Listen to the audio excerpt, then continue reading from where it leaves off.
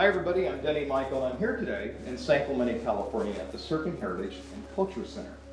Now this building houses the world's largest archive of surfboards, print material, and photography on the sport of surfing. And they just acquired an incredible collection. It's Bruce Brown's Endless Summer collection. Now the Endless Summer debuted in 1964. This year marks its 50th anniversary on the market. It's the most iconic surf movie ever made. Let's take a look at the collection.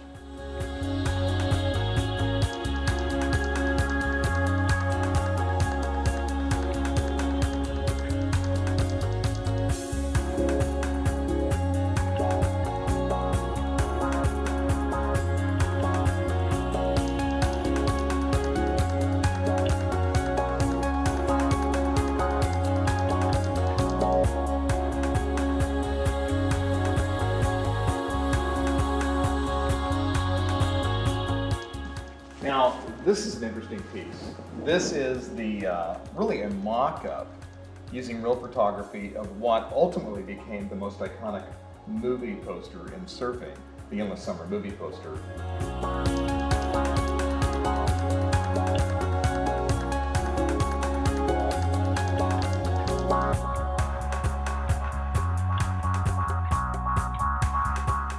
This particular frame right here is really what they used. They used this composition in what ultimately became the movie poster. John Van Hammersveld's real iconic day-glow colors debuting here in 1964. Pretty amazing. You can see drawings here of how he was going to render the sun in putting this whole piece together. Pretty amazing.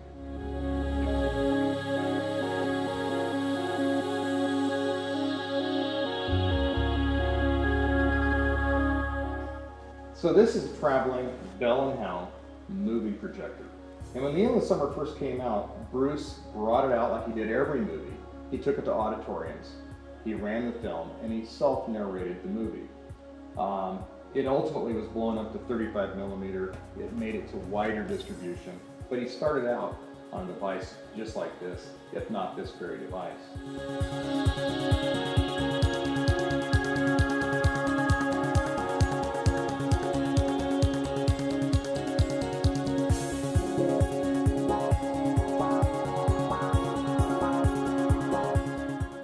This is the primary camera used during the filming of the Endless Summer. This is the secondary camera. Bruce took very little amount of equipment. He didn't bring lights, he didn't bring microphones. If you remember, he narrated the movie himself. With these cameras, Bruce was able to capture perhaps the most incredible footage from the film, the Cape St. Francis perfect wave sequence, where he's locked on to the riders as they're coming across that perfect wave. And Bruce is worried about running out of film, but he had plenty.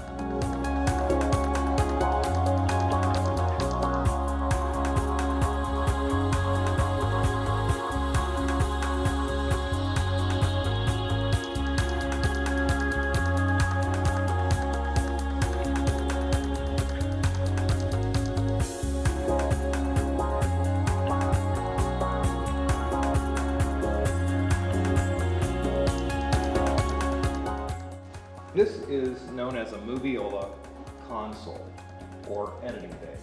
This is the bay that Bruce used to construct the Endless Summer.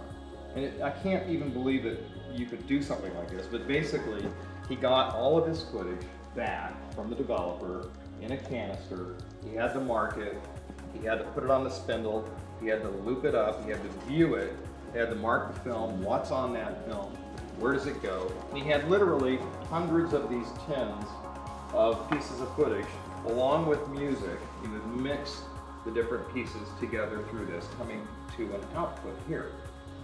Now this is a precursor to what we know in film or video editing today as Final Cut Pro or Adobe Premiere and how you can edit today. But basically you would take the raw footage with the music and literally hand splice the film, making an end product here. Now today, you can literally shoot a movie, add the music, edit, and then put it right on the internet almost instantly. Back then, 50 years ago, This is how Bruce sat down and told the story.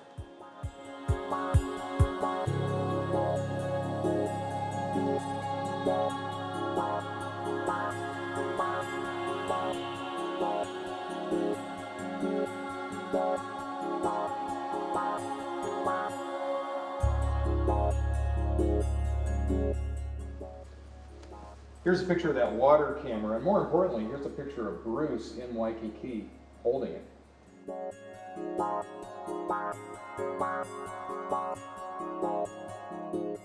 This is interesting. This is Robert August's passport that he used touring on the Endless Summer.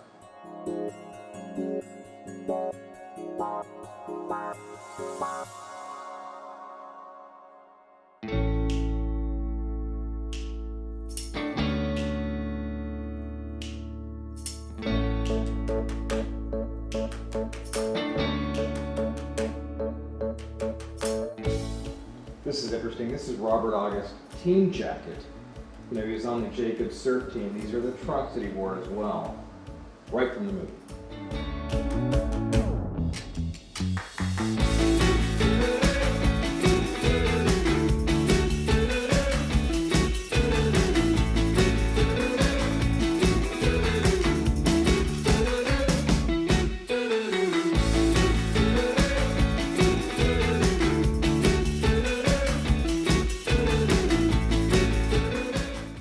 Some of the more interesting pieces of the collection, I think, are these waterproof housings used for Army Navy surplus 16mm movie cameras.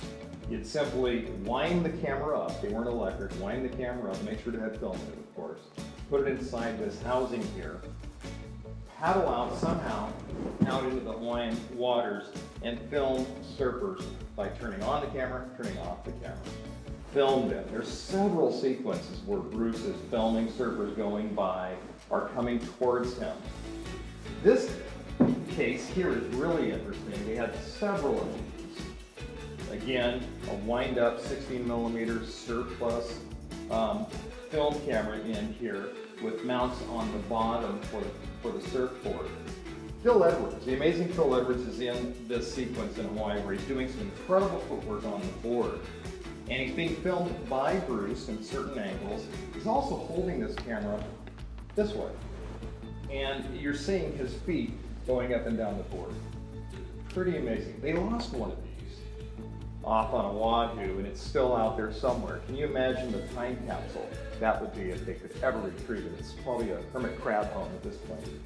Now today, we use GoPros, and we use very, very small cameras to capture the same piece. GoPros have the ability to be mounted on a pole, on the front of the board, on a headband. They even have mouth mounts for GoPros. Very small cameras, very easy to use, not as big as this. We've come a long way in 50 years.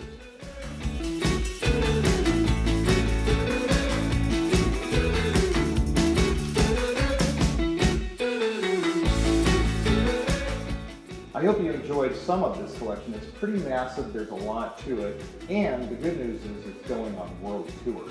You can find out about where it's going to be at surfingheritage.org.